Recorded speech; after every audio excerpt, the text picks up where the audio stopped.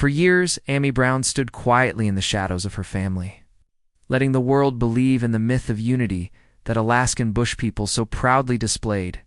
She was the emotional anchor of the Brown family, the silent strength holding everything together, whether in the unforgiving chill of the Alaskan wilderness or under the harsh spotlight of reality television. But while fans saw her as a soft-spoken matriarch, always ready with a gentle smile or a word of support, few ever saw what it cost her to maintain that image. Beneath the surface, there were cracks, caused not by nature or age, but by the very people she loved most. And now, years after Billy's passing, and surviving a devastating battle with cancer, Amy is finally allowing herself to look back with clear eyes. For a woman who has endured physical pain, emotional betrayals, and public scrutiny, certain scars are etched too deeply to ignore. These aren't the kind of wounds you talk about over coffee. They're the kind you carry in silence until the silence becomes unbearable. And in that silence, a truth has taken shape. There were 5 people in her life, once part of her inner circle, who ultimately brought her more pain than peace. Whether through betrayal, distance, or silence, they left their mark on me. For the first time, I wasn't afraid to acknowledge it. The illusion of the Brown family's off-grid perfection began to shatter. Not with a scandal or a lawsuit, but with subtle inconsistencies, moments on screen that didn't quite match the stories being told behind the scenes. Me had always known the life they portrayed wasn't entirely accurate. Yes, they lived in the wild, and yes, they valued self-reliance. But there were moments when cameras captured a version of her family that felt foreign to her. It wasn't just that the editing felt overly dramatic or that the timeline was manipulated. It was that the emotional tone, the familial warmth that fans believed in, didn't always match what was happening once the cameras stopped rolling. She began to realize that the emotional distance between her and certain family members had grown wider over the years, sometimes without explanation. And as the family's popularity surged and the money flowed in, so too did the tension. Amy watched as some of her children grew into roles that fit the show's narrative more than their own personalities. Some adapted, others resisted. Of the earliest signs that not everything was as it seemed came with her oldest son, Matt. In the early seasons, Matt was her rock protector, a builder, a leader. But even as he chopped wood and fished with confidence, Amy could see something shifting in his eyes. The weight he carried wasn't just physical, it was emotional, and over time, it became a burden that neither of them could ignore. Matt Brown's descent was both public and painfully personal for Amy. As her firstborn, he held a special place in her heart, a place that wasn't just about love, but about shared struggle. She remembered the early days, before the cameras and the paychecks, when their family truly lived off the land. Matt had been there through it all, helping carry water, building shelter, and keeping the younger kids safe when Billy was out scouting for food. But addiction doesn't care about history. By the time the show had entered its 4th or 5th season, Matt was battling demons that Amy couldn't reach. He entered rehab, then returned, then went back again, each time slipping further away from the man she raised. But the heartbreak didn't end with his absence. It deepened when Matt publicly accused his father, Billy, of withholding money from him. According to Matt, he never saw the profits the show generated, even as he struggled to buy food and maintain shelter. Amy never publicly commented on the claims, but those close to her said she was devastated. She had stood by her husband for decades, and hearing her son accuse his father of financial control felt like a betrayal on multiple levels. But worse was what came next. In 2021, 2 women came forward, accusing Matt of serious misconduct allegations that, though never prosecuted, cast a dark cloud over his name. Amy, who had spent her life nurturing and protecting her children, now had to face the reality that one of them had caused pain to others in a way she couldn't fix. Her silence on Matt's situation wasn't just a matter of public discretion. It was the silence of a mother trying to reconcile the boy she loved with the man he had become. And that silence, over time, turned to distance. But if Matt's descent broke her heart, it was Noah's actions that left her feeling truly betrayed. Noah had always been the sensitive one, the son who would check in, who spoke softly, who seemed to understand her unspoken struggles. Amy had always trusted Noah to act with compassion, which made what happened in 2025 all the more devastating. Just days before a legal storm engulfed Rain and her husband Josiah, it was Noah who made a call that shook Amy to her core, concerned. He told authorities he believed his mother had been introduced to meth by Rain and Josiah, and that she was off her medication and behaving erratically. It was a claim that not only questioned Amy's mental health, but suggested she was being exploited and endangered by those closest to her. The moment that phone call was made, the perception of Amy in the eyes of law enforcement and the public changed. Whether Noah believed he was protecting her or not, what mattered most was that he chose to involve the authorities without speaking to her first. For a woman who had built her life around family loyalty and personal strength, having her own son question her sanity and safety in such a public way was a wound that words couldn't heal.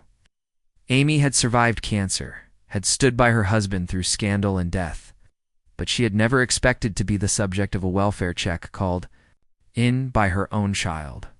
In that moment, the cracks in the Brown family became canyons.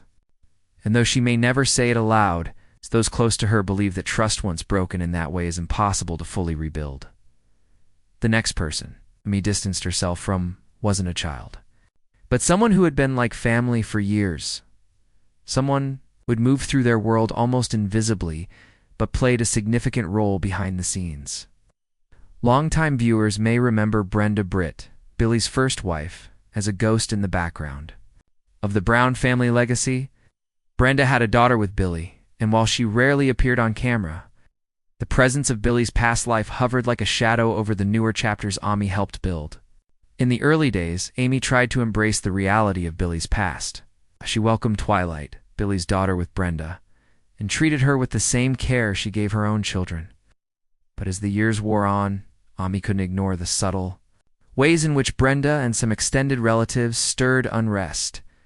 There were rumors, whispers in the tabloids and online forums about Brenda's criticisms of the show, of Billy's new life, and by extension, of AMI herself.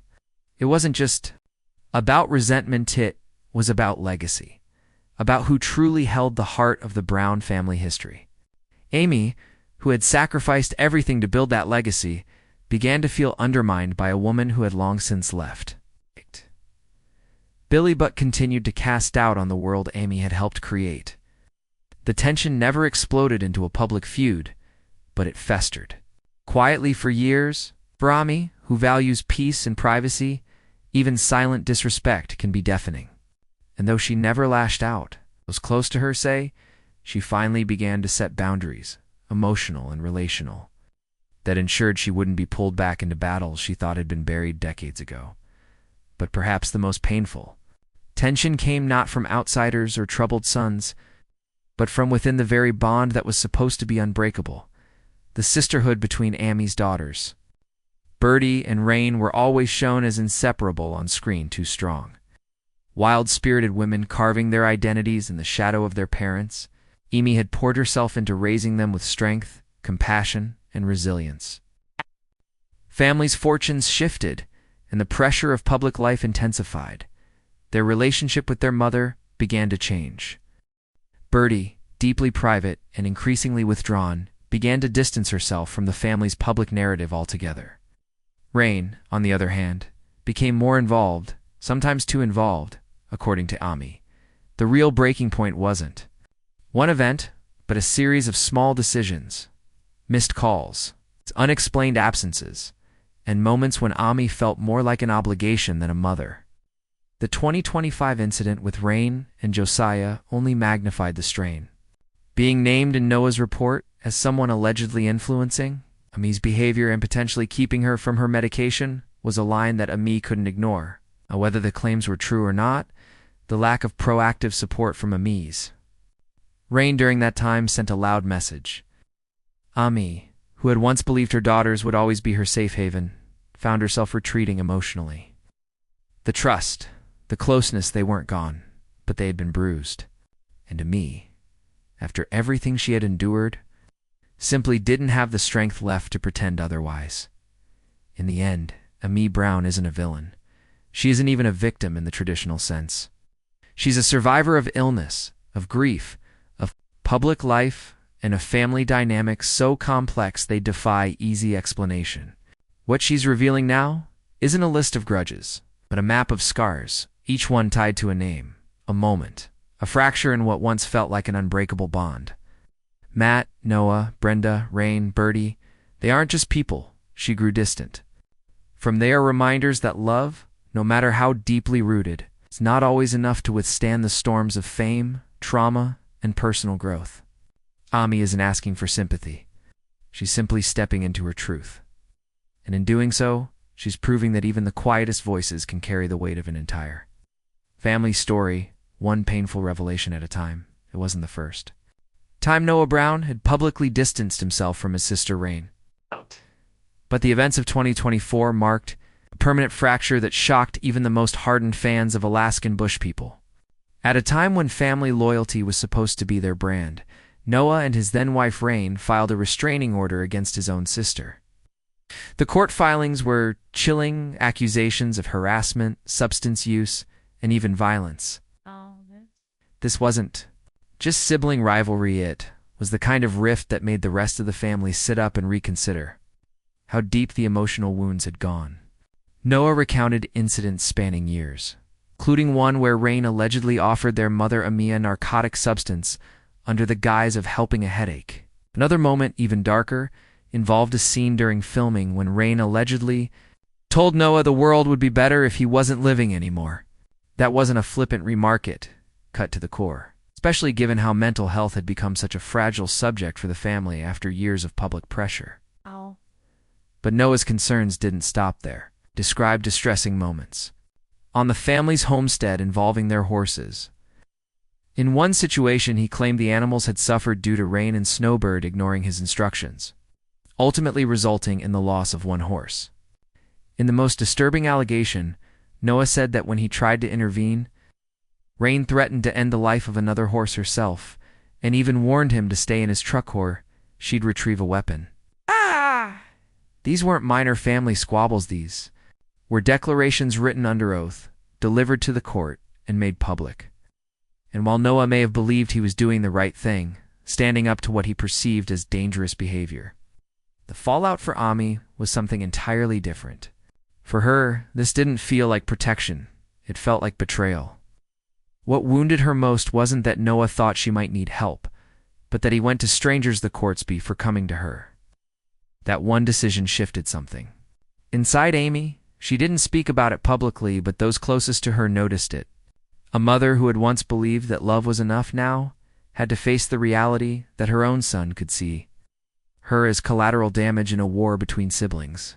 But the emotional toll on Ami didn't begin with her children. To truly understand why some relationships hurt her so deeply, I have to go back to where it all began, to Texas in the late 1970s. When Ami was just a high school sophomore. She was 15 years old when she met Billy Brown, a man 11 years her senior. He swept her off her feet, and by the time she was 16, they were married. But this wasn't some fairy tale wedding with family blessings and white dresses. Her mother, Erlene Mima Branson, only gave her consent under one condition, and Amy had to stay in school and finish her education. That promise, like so many others, didn't last. Amy dropped out of school and disappeared, cutting off her family with such finality that it would be decades before they'd hear her voice again. Her mother and older brother Les didn't see her, didn't receive letters, didn't even know where she lived. It was as though Ami had been swallowed by the wilderness. And for 30 years they watched Alaskan Bush People from afar, not as fans but as family, frozen in grief, wondering if she'd ever return. Les Branson later told reporters that he didn't believe Ami cut them off of her own free will. According to him, Billy controlled every aspect of her life, including her contact with the outside world. He recounted a moment when he questioned Billy about the school agreement their mother had made with Emmy. Billy's response? "That's none of your mother's business. She belongs to me now." That sentence hit like a hammer. It wasn't just chilling, it was possessional. And so, while Ami built a public image of quiet resilience and fierce loyalty to her husband, Her own mother was at home watching her daughter become a stranger. In 2017, when Ami was diagnosed with stage 3 lung cancer and given just a 3% chance of survival, her mother tried desperately to contact her. She called hospitals, searched through fan forums, even reached out to people involved with the show. But no one answered. And then, in 2020, Erlene passed away, never having spoken to her daughter again. In her final moments, her mind clouded by Alzheimer's and pneumonia, she sometimes believed Ami had already died. Her family had to keep reminding her Ami was still alive, just far, far away. Before her death, she whispered something that stayed with Les forever. "Tell Amy, I forgive her." But her forgiveness didn't extend to Billy. She blamed him completely, and Les did too. It's because in his eyes, Billy hadn't just taken his sister away, he'd reprogrammed her. But the story of estrangement didn't end with their mother. Les Branson, Amy's brother, had his own complicated history with her. For nearly 4 decades, he watched his sister vanish into the wilderness, into a life scripted and sanitized for television. As Ami became a beloved figure on the Discovery Channel, Les sat at home, heartbroken, trying to understand how his once lively and warm sister had become unreachable. He believed Billy was behind it all. According to Les, Billy had systematically cut off every tie Amy had to her former life, isolating her emotionally and physically from those who loved her first. And when Amy's health began to deteriorate in 2017, Les grew desperate. He resorted to Facebook, joining a group called Alaskan Bush People, the Facts, the Fair, where he posted a heartfelt public message. He wrote, "In the end, I have only Facebook to send a message hoping somehow Ami will know that we cannot even write to her as she suggested, and to tell her how much we still love her, miss her, and are sorry we couldn't do more." That wasn't just a post-it, it was a cry. A final attempt to reach the sister he hadn't spoken to in 38 years. Les claimed their family had written countless letters to Ami, all unanswered. He believed Billy intercepted them. Even when Billy passed away in 2021, Les held no sympathy. In fact, Amy never acknowledged the post, never called, never explained. And yet, Les never blamed her completely. He saw her as a victim of Billy's control. To him, Ami wasn't the person she used to be. She was a woman buried under decades of silence, loyalty and isolation so deep that she may have even forgotten who she once was. And if family drama wasn't enough, Amy also found herself dragged into a legal firestorm she never saw coming. In April 2020, a Tennessee doctor named Robert Morin came forward with a lawsuit that turned Amy's grief over Billy's death into a high-stakes courtroom battle. Robert claimed he had loaned Billy $20,000 in 2009 and another $10,000 in 2010. Investments meant to secure him 10% of all profits from Alaskan Wilderness Family Productions, the company linked to the Browns' TV empire. The contracts weren't casual. They promised him a cut of everything: book sales, documentaries, even any films made under Billy's name. But according to Robert, he never received a single dollar. And when Alaskan Bush People exploded into a massive hit, bringing in hundreds of thousands of dollars per episode, Reborched from the sidelines, furious. After Billy's passing, the fight didn't end. Robert returned to court in 2022, this time demanding that Ami be officially named in the lawsuit. As Billy's widow and the executor of his estate, she now bore legal responsibility for the money he allegedly owed. It wasn't just about business, it became personal. Ami, still grieving, suddenly found herself reliving the very worst chapters of Billy's past, publicly. Her legal team moved quickly to dismiss the case, arguing that it belonged in state probate court, not federal. But Robert's attorney wasn't backing down. He filed the contracts, submitted creditor claims, and made it very clear he was prepared to fight until he saw every dime he believed he was owed. For Ami, this wasn't just a legal nuisance. It was a trigger reminder of how little control she had over the legacy Billy had left behind. She didn't speak about it, never released a statement, but you could see the exhaustion on her face in rare public sightings. The grief, the drama, the accusations, it was too much for one person to carry. And perhaps that's why, When asked whether she hated the people who brought her this pain, Ami didn't answer. Because the answer isn't simple. Maybe she doesn't hate them. Maybe she just finally knows who to keep out.